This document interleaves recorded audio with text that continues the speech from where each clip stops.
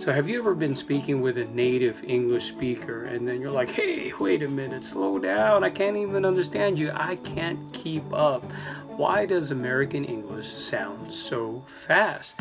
And here's the secret, is because many times we don't pronounce all of the syllables. So what happens to these syllables? Ron, can you give me an example? Well, take a look at this movie clip and then we'll see what happens. Then after that, we're going to break it down. May very well mean the difference between life and death.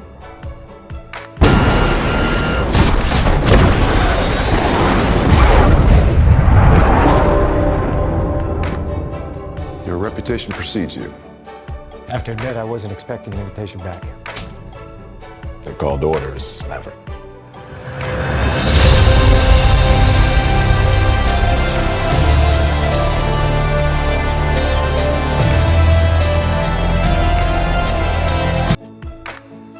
Oh yeah, Top Gun, baby. Dun-dun, dun-dun, dun-dun, dun-dun, dun-dun. All right, so we're learning American English from Tom Cruise. Check that out.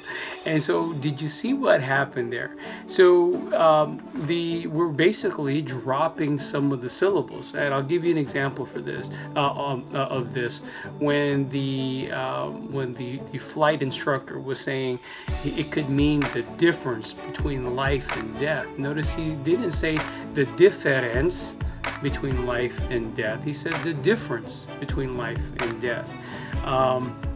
He didn't say that they're called orders, Maverick. They're called orders, Maverick. And so notice that many times when there's an R in the middle of a word, that syllable disappears. So instead of Maverick, it's just Maverick. So that's that part where the R is, disappears. For instance, it's not difference. You notice that the syllable right before that R kind of disappears. It's difference. Not Maverick, it's Maverick.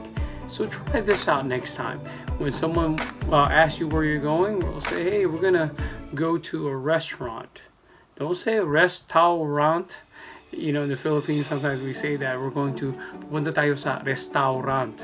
And so it's just restaurant. So remember that syllable that's right before that R many times disappears.